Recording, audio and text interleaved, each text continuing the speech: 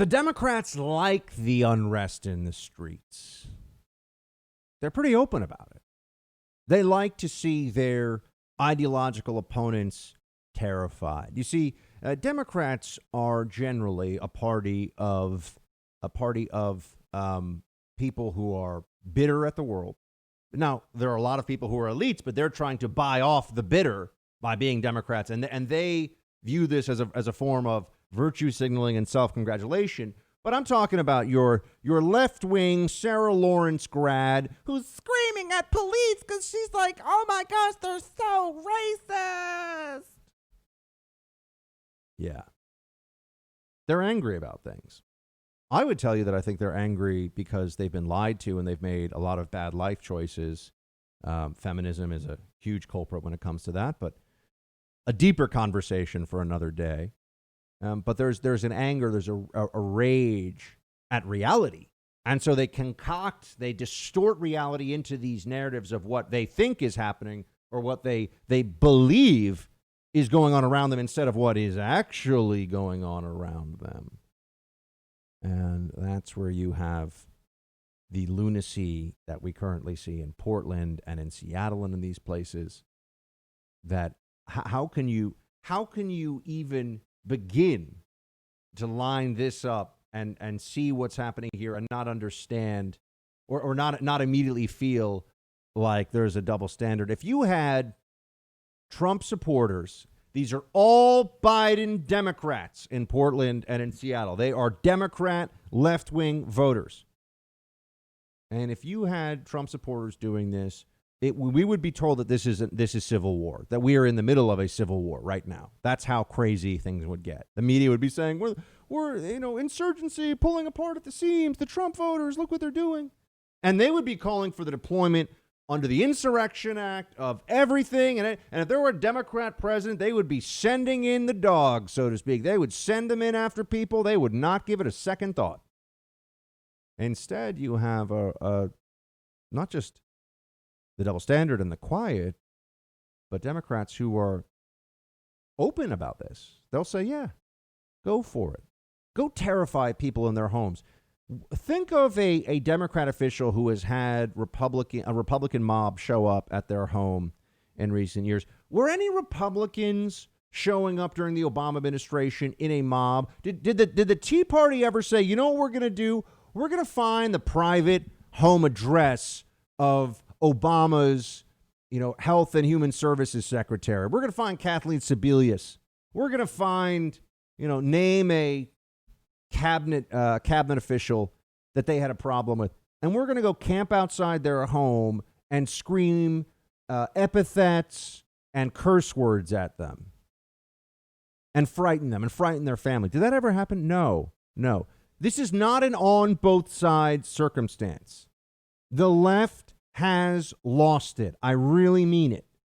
They are having a collective nervous breakdown because of Trump, because this is a religion replacement for them.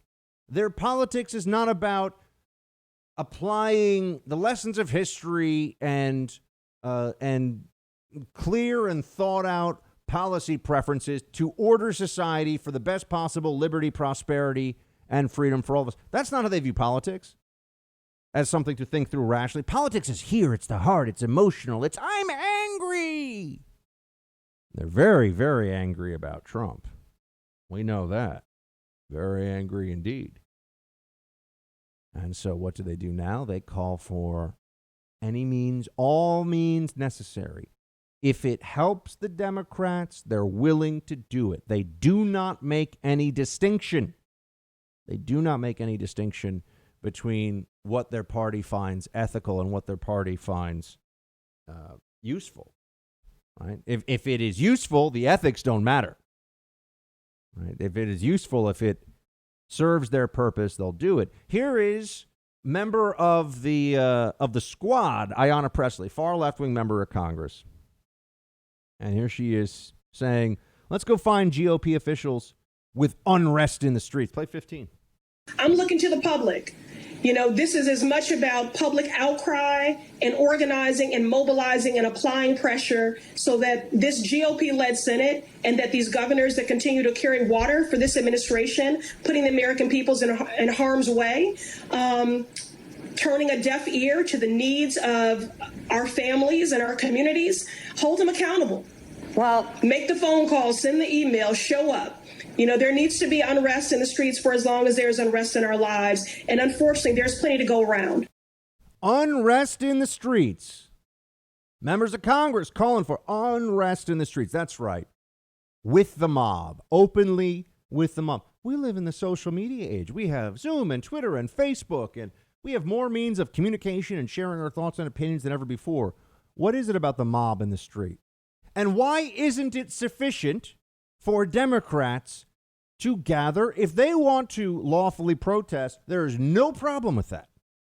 If they want to stand somewhere in a big congregation, let's put aside the COVID thing for a second and how I've talked about that a million times, the double standard there. We know it's absurd, right? You can't go to your loved one's funeral, but they can gather because they want justice. They don't even know what justice is.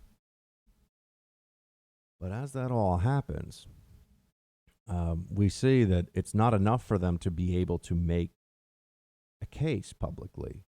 They want to gather and march through the streets and shut down traffic and break the law. Why do they do that? Because it makes the people doing it feel powerful, and it makes the people who aren't a part of the movement feel scared.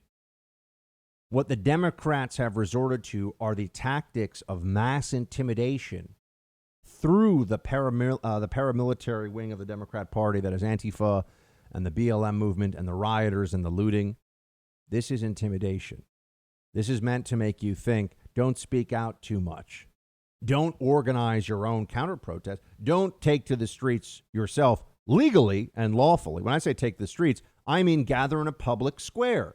The original public forum. Gather in the town square. Hold up your placards. Chant. Speak. Tell people what you think. That's great. That's America. Lying down on the street, blocking traffic, dragging drivers out of their vehicles, and beating them senseless, almost to death, which just happened in Portland over the weekend.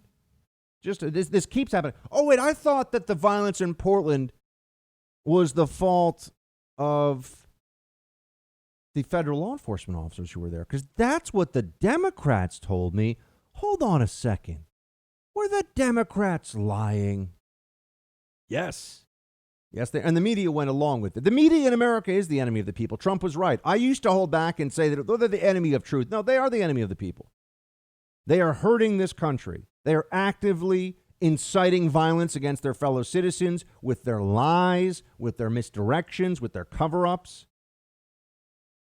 The media, the mainstream media, the Democrat-aligned media, which is 95% of it, is destroying this country. They don't care.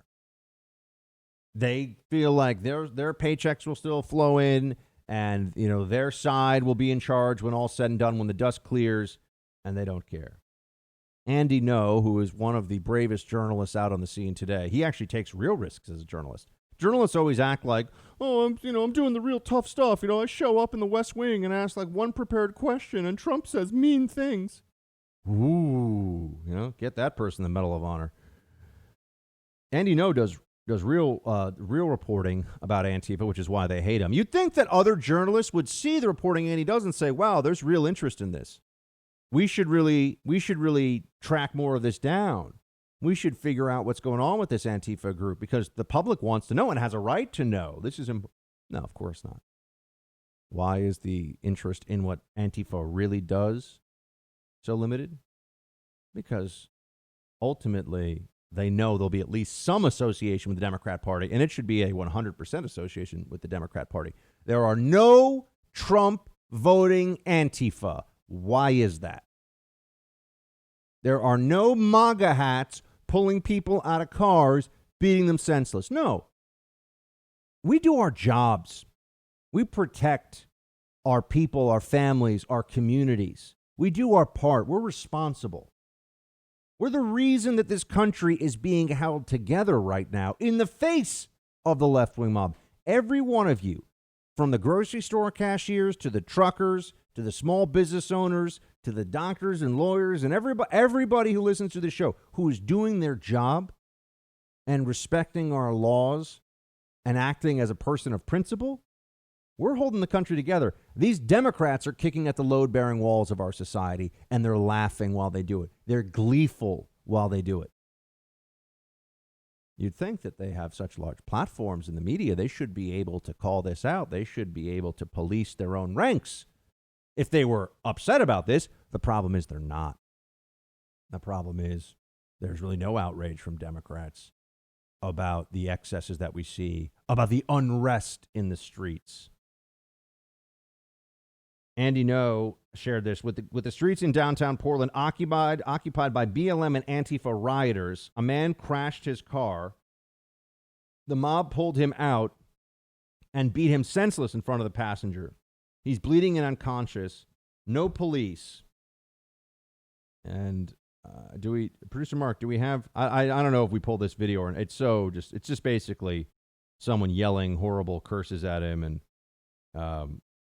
Look, it's awful. It's a guy who's completely helpless, who's sitting down on the street and has a BLM Antifa protester screaming, racial epithets in his face, and then kicks him, and it's just horrible. It's just horrible. It's just horrible. All the bleeps. Yeah, no, we don't. It doesn't. You can watch it on your. I won't play it on the air here because you're just watching somebody get viciously beaten. I'm going to tell you something. I've been in situations. I've been in situations where there was physical violence. I've been threatened by strangers. I've carried weapons in defense of my country. I mean, there's an understanding that any person of honor has that if you're using force, you better be darn sure why and that you're right to do so. And beyond that, a person of honor does not attack someone who is defenseless and on the ground. You never do that. No matter how much you dislike someone, I mean, when someone is no longer a threat to you, to continue to bludgeon them with your fist and kick them in the ribs when they're on the ground, in a street fight or whatever, if they're not a threat to you anymore, and that's very apparent in this video, not that this guy was ever a threat, by the way. This wasn't a fight. This was just a mob assault. But I'm just saying, to kick somebody when they're down on the ground is a real, it's like when you see somebody that hits a dog, that strikes, an animal that's there just to be loyal and supportive and, show love. I mean, I'm a huge dog person. If I see somebody hit a dog, dead to me. And I can't be quiet about it. I got into a fight a long time ago, maybe 10 years ago now. I was on an island in the Caribbean and somebody was twirling a dog around by the leash, twirling it in the air, swirling it around and throwing it in the ocean. And I had words, and he had some other people who came up, and we were all having some real words there. And I still stand behind that any day. People who hurt people who are on the ground and defenseless are disgusting. It's a savage, barbaric thing to do. Why am I only seeing this video on social media? Why isn't this leading on CNN? A guy named Tim Pool responded to Andy No on Twitter. He said, my God, the guy being attacked was trying to protect a trans woman and another woman, so they chased his car till he crashed, pulled him out, and beat him within an inch of his life, then robbed him. These are the BLM protesters, the Biden voters, who are out there doing unrest in the streets. I wonder what Ayanna Pressley thinks about this. Do you think she'll comment on this? Nope. She's a fraud and a coward.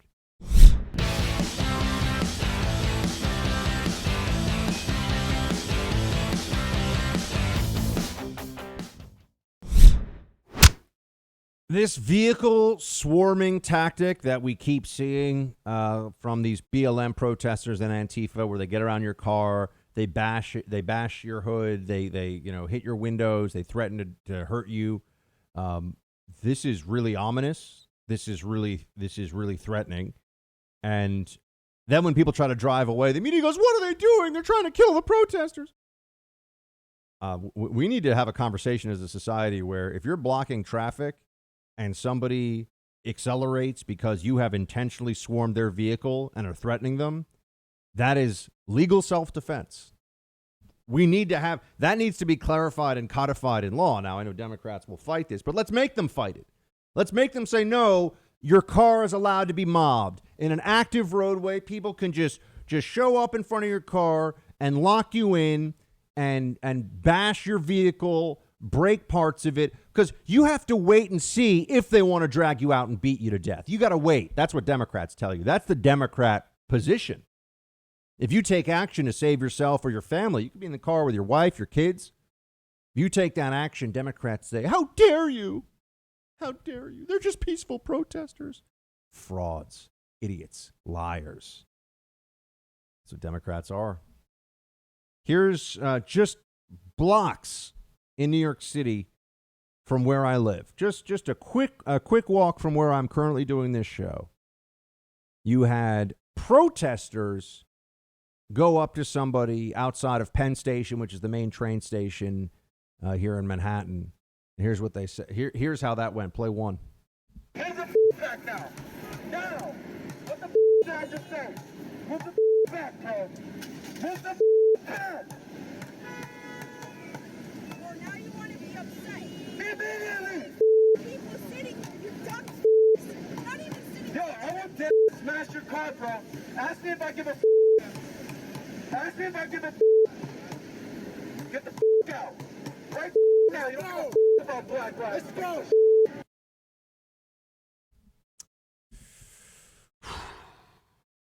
What would you do if somebody did that to you in front of your family? You're in a car. How would you react to that? You're supposed to just take that abuse? Again, police nowhere inside, not doing anything. Who does this to strangers? What kind of mentally ill barbarian goes up to strangers and says all these things? These are just people driving down the road. The equivalent of somebody just walking down the street. You don't know what they're doing or what they're up to. Just the wrong place, the wrong time. This is why Democrats are in trouble. Democrats are the party of criminality and the mob. Democrats are now firmly entrenched in this. They can't get away from it. And don't think that they couldn't have made such a mistake with the mobilization that happened after George Floyd's death. They were just bursting with their need for activism and self-righteousness and sanctimoniousness.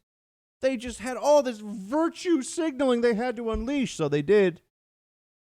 But now it's starting to blow back on them. People are seeing enough of this. There's a growing understanding that this is who the Democrat Party really is. That they will threaten you if you're in the wrong place at the wrong time and take the side of the mob. Take the side of the gathered vicious crowd of morons, because the people that are gathering for these BLM protests and these Antifa things are idiots. They will take their side over yours, and you have to sit there and be terrified with your family and hope that you're not beaten to death. That's what Democrats want you to know. From #1 New York Times bestselling author Brad Thor comes his latest thriller, Near Dark. Near Dark is the latest in the Scott Harvath series. This is a thriller that is a #1 New York Times and Wall Street Journal bestseller. Look, they say you can't put a price on freedom, but the world's largest bounty has just been placed on America's top spy. He's got to unravel the enemy's deadly plot before darkness prevails. His only hope for survival is to outwit, outrun, and outlast his enemies long enough to get to the truth. But for Scott Harvath to accomplish his most dangerous mission ever, one that has already claimed the lives of people closest to him, including his new wife, he's going to need help, and a lot of it. Who can he trust? He finds an unlikely ally in a Norwegian intelligence operative who's just as smart, just as deadly, and determined as he is. Pick up your copy of Brad Thor's Near Dark. Again, Near Dark, the latest in the Scott Harvath series, today.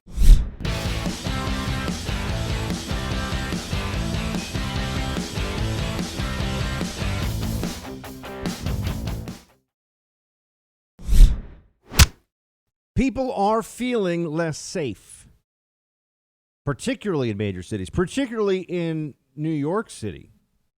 They're feeling less safe. There's a lot of statistics to back up that they should feel less safe. So this isn't just a perception issue.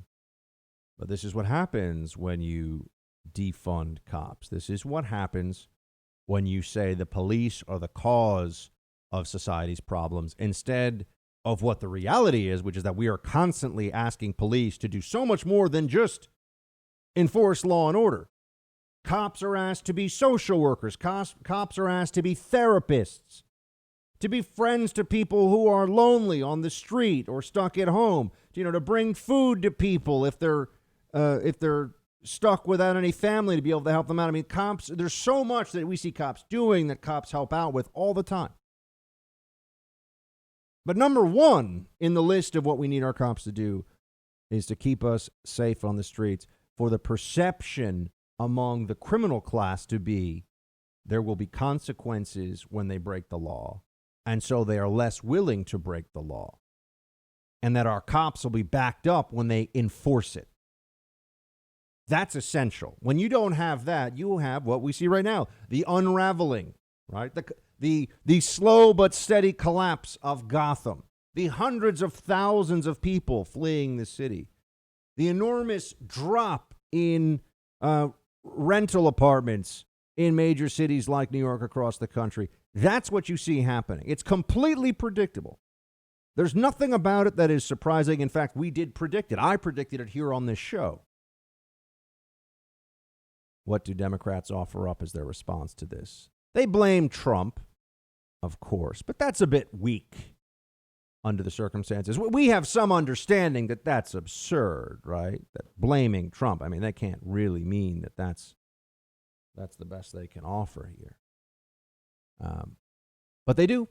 They blame President Trump. They also go back to the usual Democrat talking points, like guns. Time to ban guns, or, and this takes me to Philadelphia, my neighbor city to the south, Philadelphia, where they will tell people, you know what we need to do to make everyone safer? A voluntary gun turn-in program. That's going to stop the shootings by the gangbangers. That's going to prevent the spike in homicides from continuing on. Ask people politely to turn in their guns. I'm not making this up. This is real. They are really doing this. Play 2. Update on the story that I'm working on today. Today I'm talking about how city leaders are coming together with other community groups and the Philadelphia Police Department to combat gun violence. The city is seeing an increase in shootings, so city leaders are distributing this flyer which reads, "Save a life, turn in a gun." If you safely turn in a gun, that can help get it out of the hands of the wrong people. We're going to have a lot more information coming up on Action News on some new locations that should be popping up soon where you can turn in a gun that you're not using. Save a life, turn in a gun. It is so stupid that it is mind-blowing. Oh, that's right. The people that are using these guns to shoot innocents or to shoot fellow gangbangers, whatever, it doesn't matter. The people responsible for the violence, and it's a very, very, very small percentage of individuals in our society who use guns illegally to harm people, to kill people. Somehow it will stop them if there is a request from the city authorities to hand in guns? How much dumber can a policy be than this? Does anyone believe that the individuals who are out there who currently have illegal firearms and intent to use them for the harm of innocent people or to commit further crimes, does anyone really believe that there's a single case in which someone may hand in their gun because the mayor asked politely? I can't think of a dumber policy than this. I can't think of something more absurd in recent days, at least, that Democrats have proposed as a solution to our criminal justice issues than this one. But this is what they do. This is what they offer up. It's just stunning. You had Lori Lightfoot in Chicago, same thing. If Trump wants to help enforce an assault rifle ban, if Trump wants to help, we need federal bans on more things. Oh, it turns out these federal bans the libs want so badly, and at a minimum as a deflection from their inability to protect their own residents and U.S. citizens. At a minimum, that's what they're doing. But also, their ideology tells them that the guns are the problem, that because there are guns, people die. As if there's no other element here of tens of millions of law-abiding Americans who are no threat to anyone, who enjoy their constitutional rights and make us all safer in the process. You know what makes me safer when I'm in a community that allows firearms? That a home invasion crew has to think, maybe they've got a firearm inside that home. I don't know. Maybe we should go somewhere else. Even if I were somebody who didn't own a gun, but if my next door neighbors can own guns, right? Everyone is safer when lawful citizens own. The data shows this. John Lott's great book, More Guns, Less Crime. The data shows this very clearly. Concealed carry in a high crime area brings violence down. And when we think this through, it's very straightforward. If you're a bad guy, and they're guys who are doing this, I know I don't mean to be gender normative or gender prescriptive or whatever here, but it's men who are doing the violent crimes. If you're a bad guy and you know that somebody has no chance, realistically no chance of being armed, you feel like it's open season. But if they might have a firearm, guess what? Could be a very different circumstance. But Lightfoot in Chicago calls for tougher gun restrictions.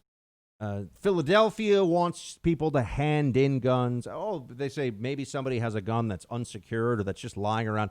I don't know a lot of people that have loaded weapons that no one owns and are just lying around the house who aren't criminals, right? Who aren't bad people. You know, chances are if you're living in West Philly and you've got an AK-47 and 3 Glocks all fully loaded under your bed, you're not somebody who's really just about enjoying your Second Amendment rights. I'm just putting it out there. Same thing in New York. Bans on guns in New York have been around for a long time. Yet the bad guys can get guns. We know that. And calling for bans like this runs afoul of the Constitution. The Ninth Circuit, this just came in over the weekend, a victory for the Second Amendment. The Ninth Circuit ends the ban on high-capacity magazines, right? We know that a clip is not what you call it. A clip is a very specific form of a very specific mechanism used to hold rounds, and it actually clips into the gun. World War II era rifles, for example, some of them had a clip.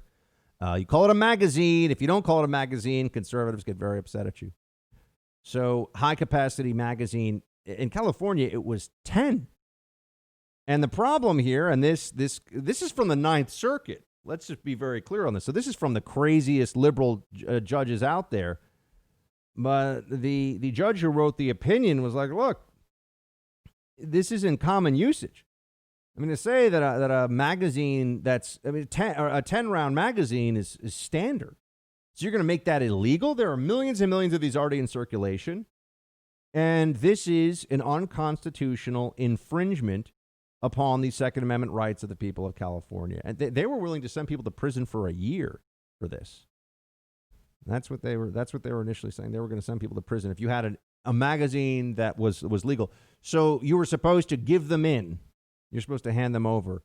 Yeah, because again, the gangbangers, the bad people, the criminals, they don't care that you pass another law that says there are high-capacity magazines. But what it does mean is that they will have more enforcement of this against people who go to the shooting range and happen to have a 10-round magazine. Maybe they've got an undercover state trooper there. Oh, got to arrest you, sir. Got to protect us from gun violence. This is stupid.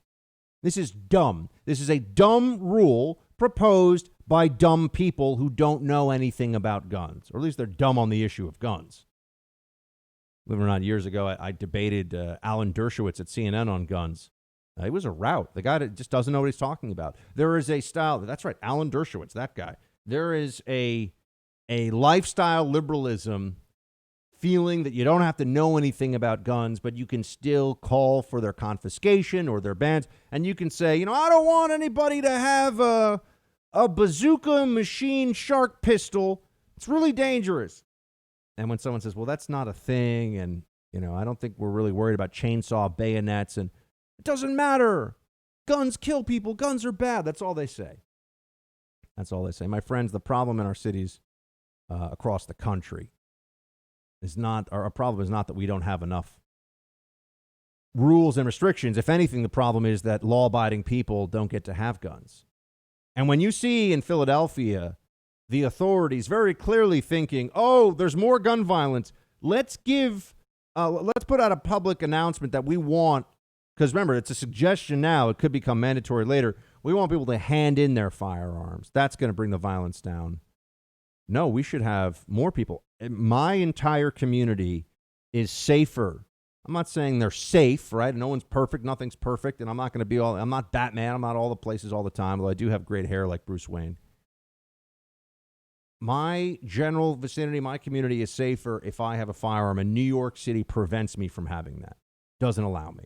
That's wrong. That's an infringement upon my And don't tell me, oh, go through the process and the $500 and all that. No. Onerous restrictions on a right are the same thing as canceling a right in practice.